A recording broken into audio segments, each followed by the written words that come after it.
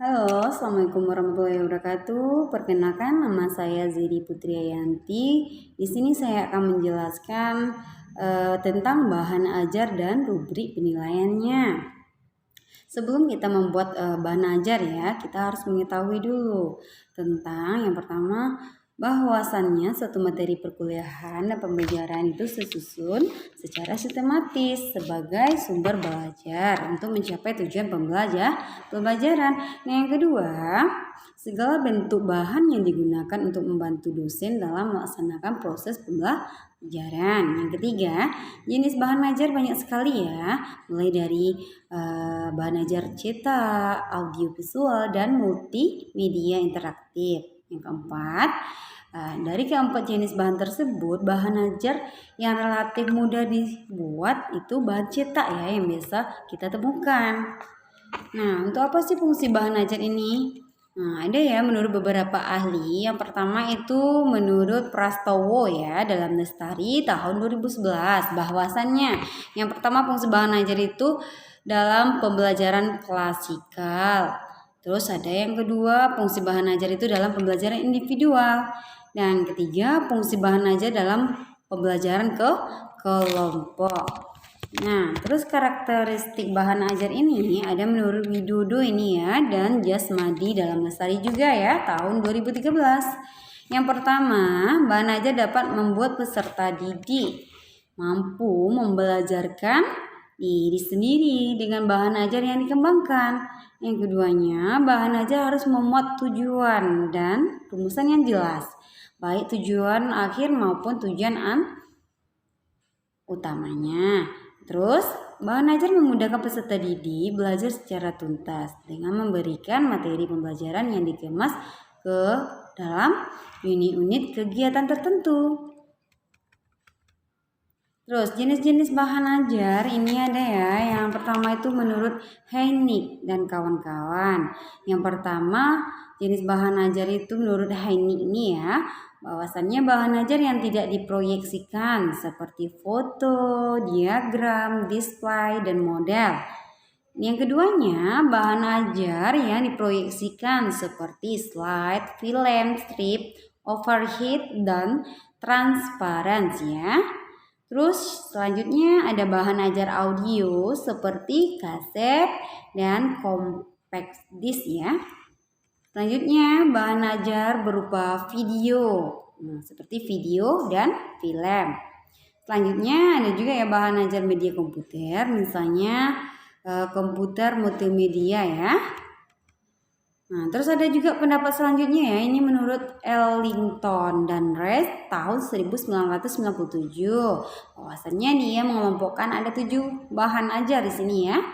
Yang pertama, bahan ajar cetak dan duplikatnya seperti handout, lembar kerja peserta didik, bahan belajar mandiri, dan bahan untuk belajar ke kelompok. Yang kedua, bahan ajar display seperti poster, model, dan foto. Selanjutnya yang ketiga, bahan ajar display diam ya, misalnya slide dan lain sebagainya. Yang keempat itu ada bahan ajar audio, misalnya audio disc ya, terus audio tapes namanya. Selanjutnya ada bahan ajar audio yang dihubungkan dengan bahan visual ya, diam juga, misalnya program slide suara dan program film strip bersuara. Selanjutnya bahan ajar video, misalnya siaran televisi dan rekaman video tape. Nah, terus ada lagi ya pendapat Rowntree tahun 1994 bahwa biasanya si Rowntree ini mengelompokkan ada 4 bahan ajar. Yang pertama, bahan ajar berbasis cetak. Nah, contohnya berupa buku, pamflet, panduan belajar peserta didik, bahan tutorial, dan lain sebagainya. Yang kedua, ada bahan yang berbasiskan teknologi seperti siaran radio, slide, film, dan lain sebagainya juga. Terus selanjutnya ada bahan ajar yang digunakan untuk praktek atau proyek ya, contohnya observasi dan wawancara. Yang keempatnya ya, terakhirnya menurut Rowntree ini ada bahan ajar yang dibutuhkan untuk keperluan interaksi manusia ya. Terus berdasarkan sudut pandang tersebut bisa juga dibagikan terhadap dua kelompok. Yang pertama itu ada jenis bahan ajar cetak seperti buku, modul, handout, dan lembar kerja. Bahan ajar non cetak, contohnya bahan ajar yang dikembangkan dari barang sederhana, bahan ajar diam dan display. Bisa juga berupa video ya dan audionya.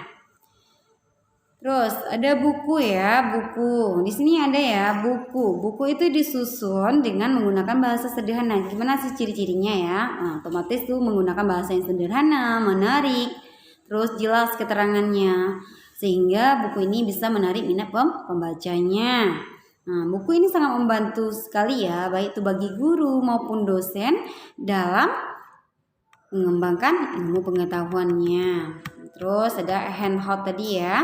Handout berupa apa sih handout ini? Ada bahan tertulis ya yang disajikan untuk memperkaya wawasan peserta didik juga. Terus ada modul di sini. Apa itu modul? Nah, bahan ajar yang ditulis dengan tujuan agar peserta didik bisa belajar mandiri. Bisa juga di rumah ya tanpa adanya pendamping atau guru yang ada di sana ya. Terus ada lembar kerja peserta didik atau LKPS ya, itu sudah sering juga didengar ya. Terus bagaimana sih teknik penyusunan bahan cetak ini?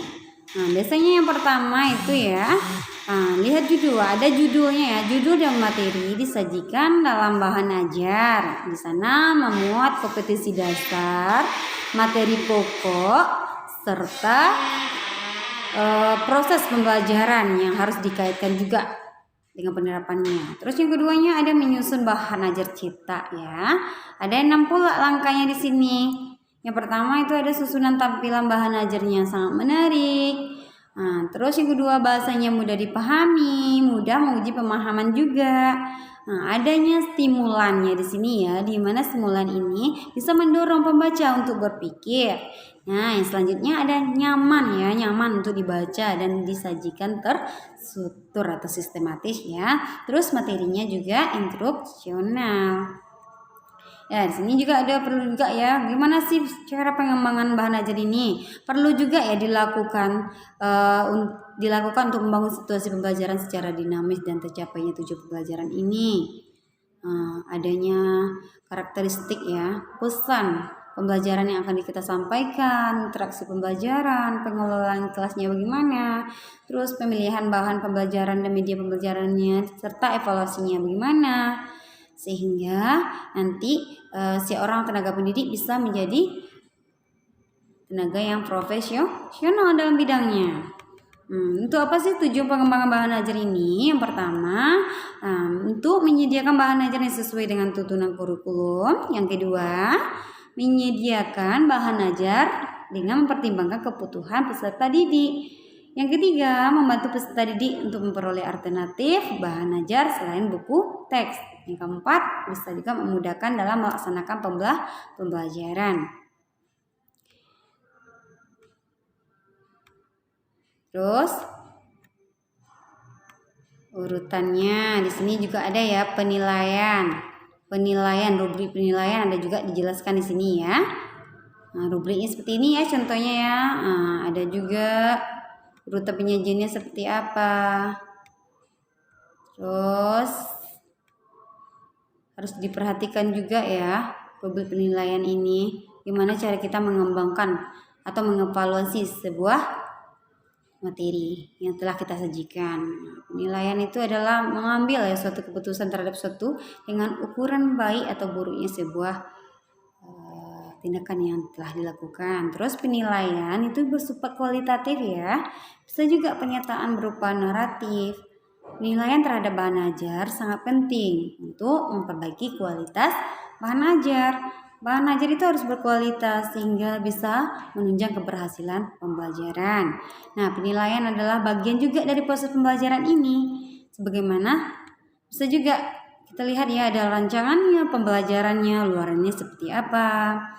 Nah, penilaian terhadap bahan ajar juga dapat memperbaiki kebutuhan belajar mahasiswa sesuai dengan konteks apa yang kita sajikan.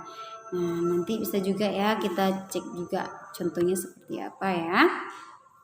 Ya, ada juga ya teori penilaian dalam pengembangan belajar ini.